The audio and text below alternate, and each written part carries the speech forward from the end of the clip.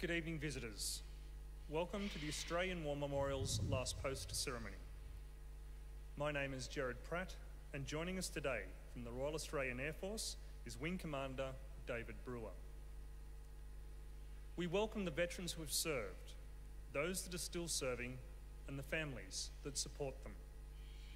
We acknowledge the members of RSL and Services Clubs Association, RSL Victoria and RSL Queensland, who are watching the broadcast of this ceremony from across Australia. During the ceremony, wreaths will be laid at the base of the pool of reflection by visitors and students on behalf of the following schools. From Victoria, Pearcedale Primary School.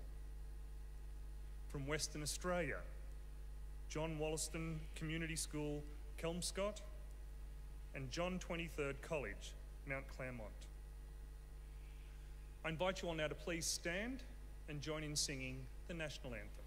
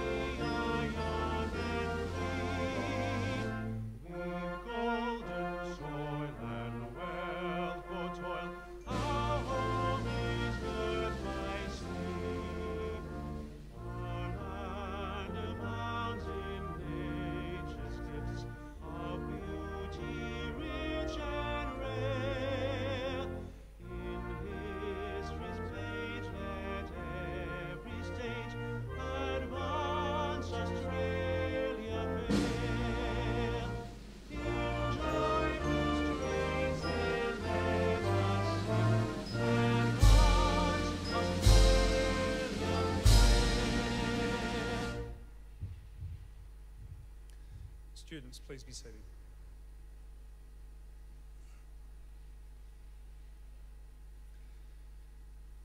The Australian War Memorial was the vision of Charles Bean, Australia's First World War official historian. Bean landed with the Australian troops on Gallipoli and stayed with them at the front through until the end of the war. The idea of this national memorial and museum came to him at Pozières, France, in the depths of the bloody fighting of 1916. Bean's idea was that this would be a place where families and friends could mourn loved ones buried in faraway places. It would also be a place that could help all Australians understand what these men and women had endured and what they had done for us. Bean's vision, to which we remain true, is best expressed as inscribed in the entrance to the memorial's galleries. Here is their spirit, in the heart of the land they loved, and here we guard the record which they themselves made. Tonight, we will read the story behind just one of those on the Roll of Honour, which lists the names of more than 102,000 men and women who have given their lives for us in war or operations for more than a century. But first, we present a lament, Flowers of the Forest. Wreaths or floral tributes will now be laid at the base of the pool of reflection.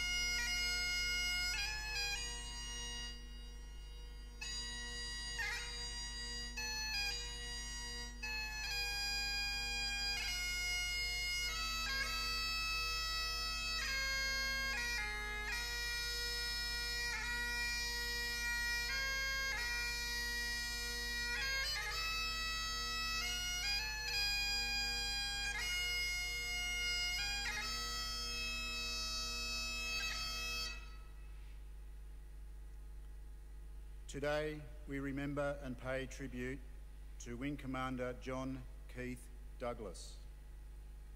John Douglas was born to Thomas and Marion Douglas of the Sydney suburb of Manly on the 17th of June 1921.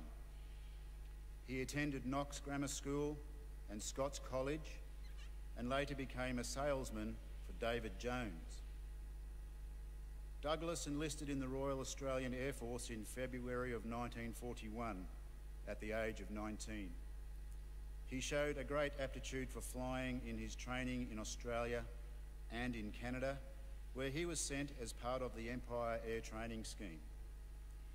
From Canada, he went to the United Kingdom, where he was seconded to the Royal Air Force for service in Europe. Douglas was first posted to 103 Squadron, flying 25 sorties over Europe in Halifax and Lancaster bombers. He flew with great daring and skill. On one occasion, he was on a mine-laying operation in heavy cloud. Although his blind flying instruments stopped working, he carried on and finished the mission. On another occasion, he was approaching his target over Munich when his aircraft was attacked by an enemy night fighter. Douglas skillfully manoeuvred his plane into a position which enabled his gunners to destroy the fighter, after which he calmly flew over the target. For these exploits, he was awarded the Distinguished Flying Cross. In 1944, he switched to flying Lancaster bombers and was posted to 460 Squadron for 6 operations over Europe. During this time, he was awarded the Air Force Cross. Displaying quiet confidence and a keen spirit, Douglas was a man who commanded respect. In October 1944, he was promoted to Wing Commander, one of the youngest squadron commanders in the Royal Australian Air Force. He flew a further 7 successful operations over Europe with his new squadron in a Lancaster bomber. On the 8th of February 1945, Wing Commander Douglas and his crew flew a sortie against the Dortmund Ems Kamau.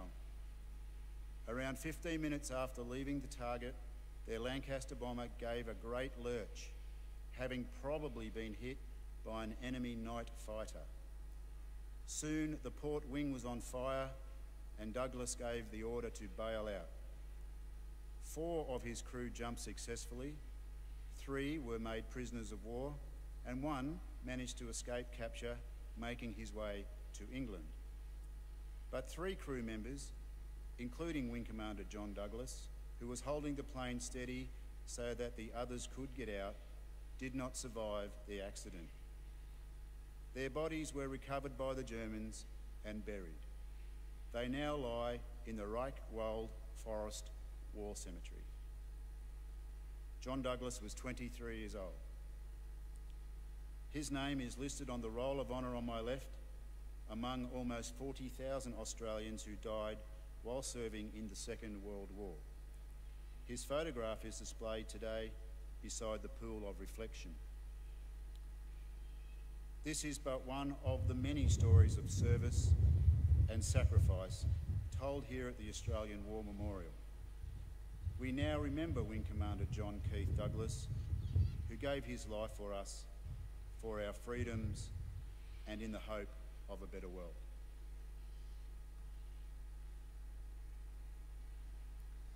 Please stand for the reading of the Ode and the sounding of the last post.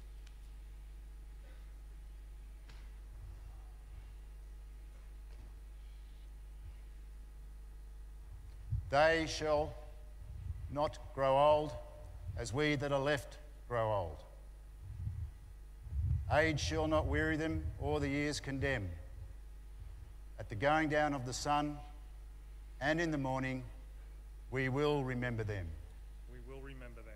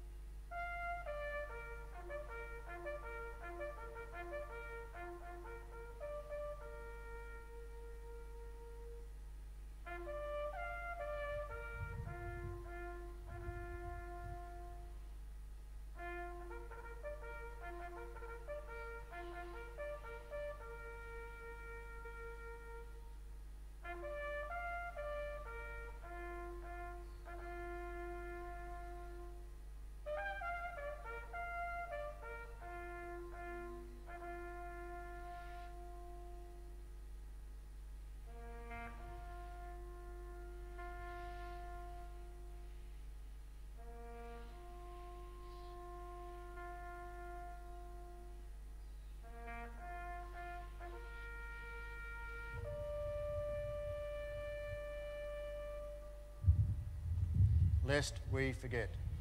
Lest we forget.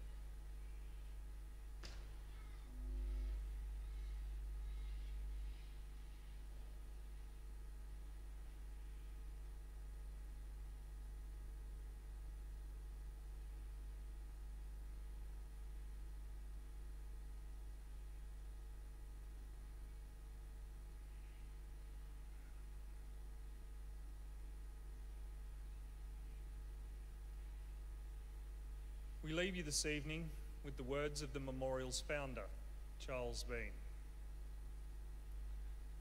Many a man lying out there at Pozières or in the low scrub at Gallipoli, with his poor, tired senses barely working through the fever of his brain, has thought in his last moments, well, it's over.